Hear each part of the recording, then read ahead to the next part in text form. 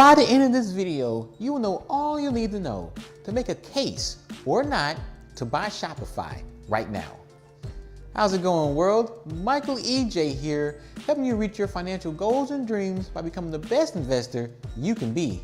If you're new to the channel, what is up? Mainly talking about building wealth through the stock market, and more specifically, how to think differently than the market. I truly believe that if you want to beat the market, you gotta think differently than the market. So if you want to think differently than the market, make sure to subscribe, like this video, and let's get started. So, Shopify, very interesting business. One of the newer businesses that's come up because of the e-commerce wave. And more specifically, e-commerce for SMBs, small and medium-sized businesses. And some people that's doing drop shipping. I mean, it's phenomenal. It's great.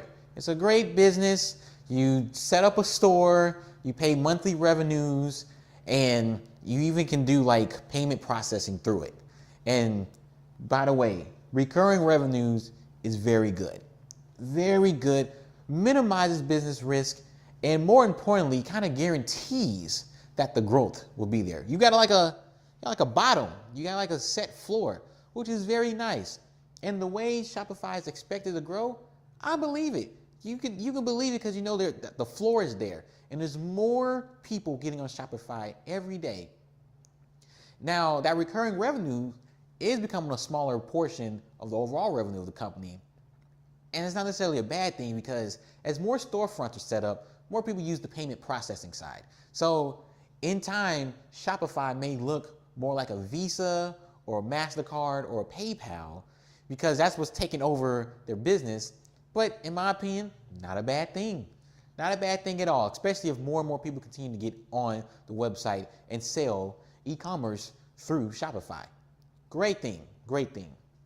Also, they are investing a lot. They're in a younger stage.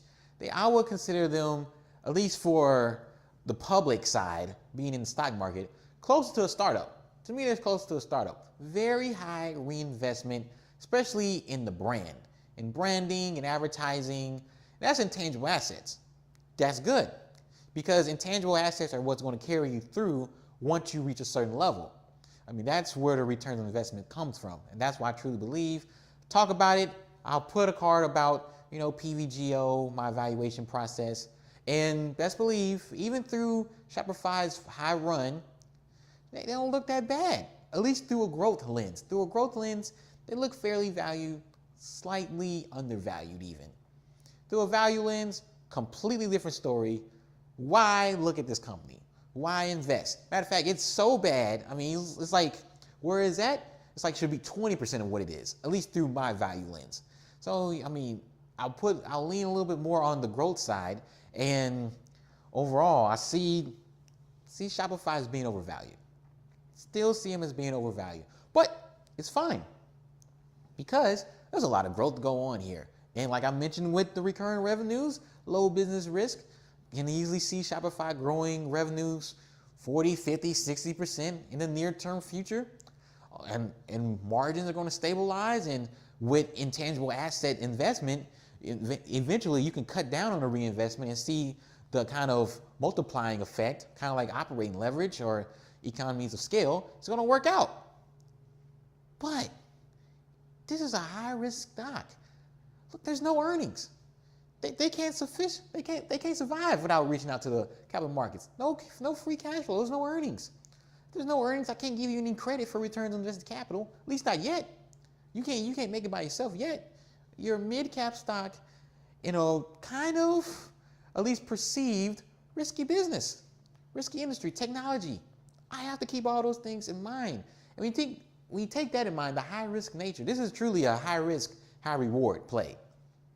So that's why I say it's questionable long-term investment. Now, I made a video about this similar situation with NVIDIA, which I'll put up in the card. But with NVIDIA, what made me comforting, and I came to the same conclusion, great growth, questionable value, really bad value.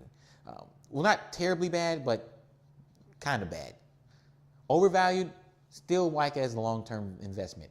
Why? One thing is, I get the theme of e-commerce here, but with NVIDIA, there's multiple themes. You got autonomous driving. You got the cloud. You got gaming. I don't need to go through them all. Just know that there's multiple ones. Watch the video. There's multiple ones that's connected to NVIDIA. And second, and more importantly, NVIDIA is one of the highest quality companies I've ever seen. Hands down, highest quality companies. Like, that's quality growth that's driving it. With Shopify, it's not quality growth because there's no quality yet. There's no earnings.